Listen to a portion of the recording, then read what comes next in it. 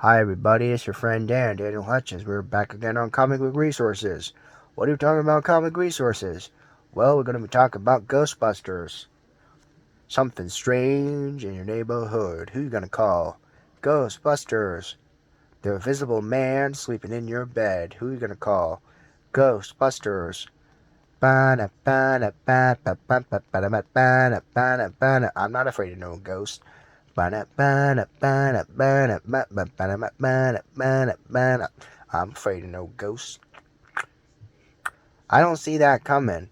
Ghostbusters star casts some doubt on legacy actors returning to future films.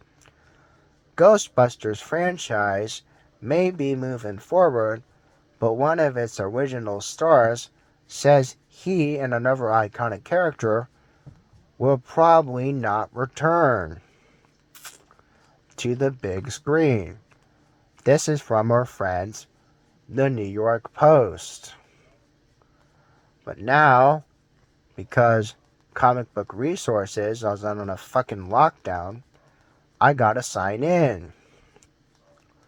What the son of a bitch. So now I gotta sign in to comic book resources. All because they're like, oh, we want to crack down on people who are not people of the comic universe. I've been in the comic book universe longer than you have, so you could shut the front door. Anyway, Dan Hutchins 78 at Gmail. Come on, bro. This is ridiculous. I thought I literally just fucking made an account so I can sign into the fucking comic book resources, bro. Having to make another account just to read my unlimited articles is just fucking crazy. Come on, bro. This is just straight balls and rousing. Balls and rousing is a new term that I created. It basically means that shit's crazy. Straight balls and rousing. Come on, bro. This is ridiculous. I should already be able to be entitled to read my information. The goddamn motherfuck. I'm trying to read the information, but he ain't getting me my information. Then I'm just gonna go to somewhere that I do have my information. Okay? Okay. So, Silk Browser is being a piece of fucking shit. So, I'm gonna go on my other device and go the comic resources and read it off of here. Alrighty, we already wasted 3 minutes. Where the fuck did we, what? Where the fuck did I have it at? Oh, what? The son of a beeswax. Oh my gosh. Oh my gosh, Becky, look at her butt. I could have fucking sworn I just had the freaking article. Son of a biscuit. Son of a freaking biscuit. I literally just had the fucking article. Where the fuck did it go? We're talking about the Ghostbusters here, bro. Talking about the fucking Ghostbusters. Where the fuck did it go? Alright, never mind. Let me see. Ghostbusters news. Alright, Ghostbusters CBR news. There we go. 3 minutes ago. Okay, I don't see that coming. Ghostbusters star cast doubt on legacy actors returning in future films. The Ghostbusters franchise may be moving forward, but one of their original stars says he and another iconic character will likely not return to the big screen. This is from our friend New York Post, Dan Aykroyd. He's portrayed Raymond Stantz. and Ghostbusters franchise since the original 1984. He also said a Ghostbuster named Bill Murray would probably be sitting out on more future films. I don't see that coming, Aykroyd said, after being him and Murray playing again. Will he play again? We don't know. Will he play again? Probably not. But again, case in point, I don't see where they would need us to carry it. They've got a whole new cast. They've already got whole new ideas. Dan Aykroyd says the franchise has to move forward. Aykroyd said he wrote the script for the original Ghostbusters with Harold Ramis, adding that he supports the new team behind the franchise. Jason Reitman, who is the son of Ghostbuster director Ivan Reitman and Jill Kennan, have respectively helmed the two new Ghostbusters, Afterlife and Frozen Empire, which took place in 2021 and 2024. We think probably they're going to move on and advancing beyond the originals, they said.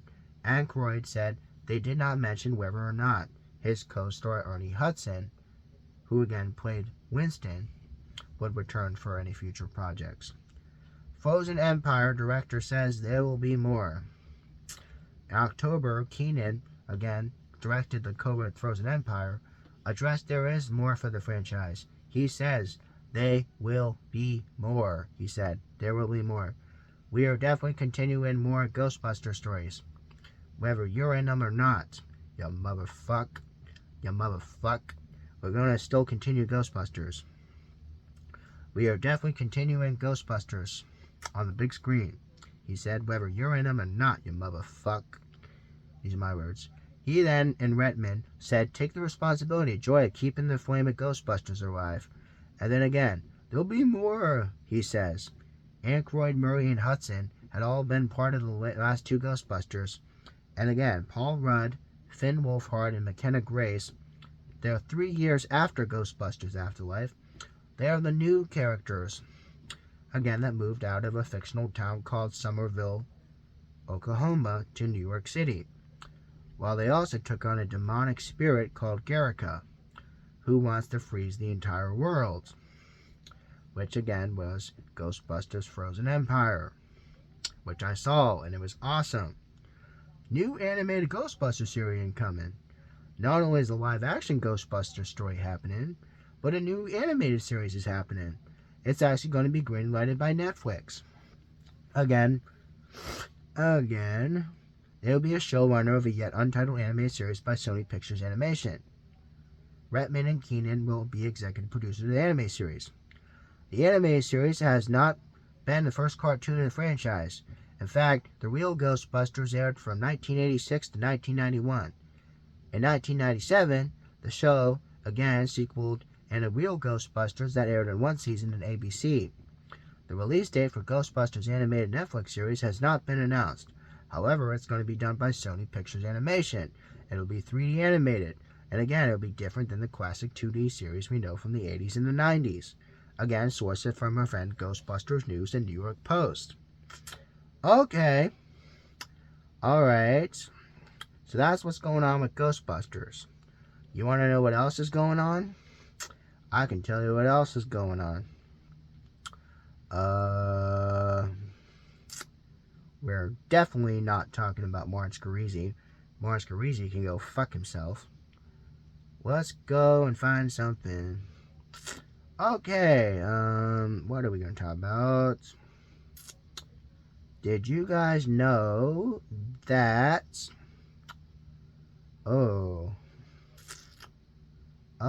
what?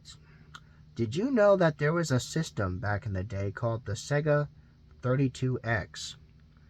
There was a system back in the day called the Sega 32X. What is the Sega 32X? Well, that's a good question. I never had one, so I don't know, so I'm talking about it. The 10 best games for the Sega 32X. The Sega 32X is a system for the Sega Genesis that released a stopgap between the development of the Saturn. The 32X is a hardware that's like a Saturn, using a processor just like the Saturn. Despite its advantages, the Sega 32X failed to make an impression in video games, making it one of the most rarest consoles in all of video game history. The accessory itself is hard to find. Despite its fail, the Sega 32X has still got a lot of good games. You also got Doom on the 32X. It was awesome. It's the first person shooting game for Sega 32X. Basically, that spanned off of Doom 1993. You also got The Amazing Spider-Man, Web of Fire.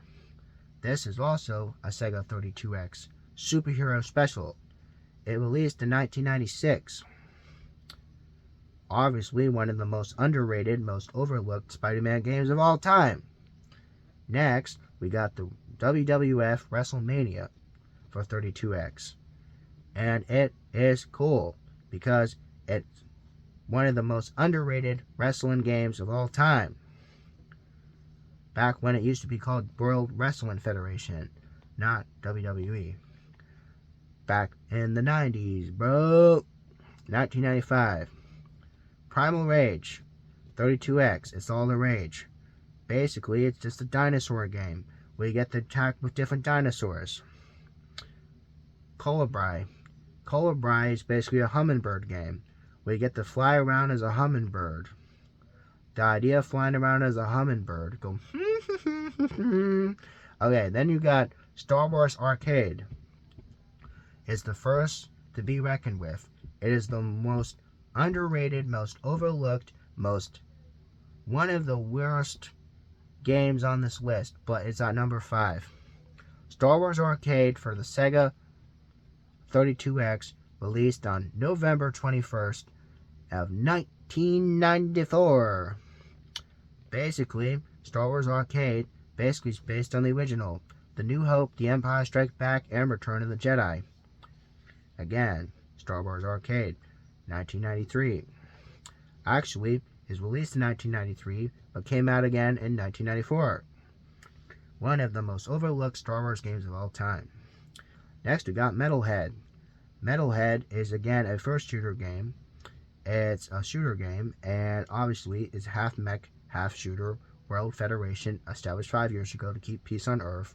Again, metalheads and mechs have to work as police and have to stop the threats from coming to Earth. Pretty interesting game concept. Then you got Brutal Unleashed. Above the Claw is Furious in 32X. Brutal Unleashed Above the Claw is an updated game, the CD from Sega CD. However, it's not the first fighting game either. In fact, it's far from it. Next, you got Virtual Fighter. Virtual Fighter is one of Sega's best games. Virtual Fighter basically was again ported from Sega Saturn into making its way to 32X. The 3D graphics were incredible. Next, you got Knuckles Chaotix Take the Wheel. Now, Knuckles Chaotic Take the Wheel is the number 1 best game you can play on the 32X, given that it's one of the more well-known but also lesser-known Sonic the Hedgehog titles in Sega 32X. In fact, it's one of the only Sega games Sonic you can play in 32X.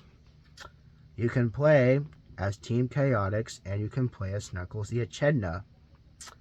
And it's basically effective to that equivalent to Super Mario Bros. 2. This also came out also on the Genesis in 1995. So there's your list. Do you know the Sega 32X? Let me know if you remember the Sega 32X, and I'll see you later.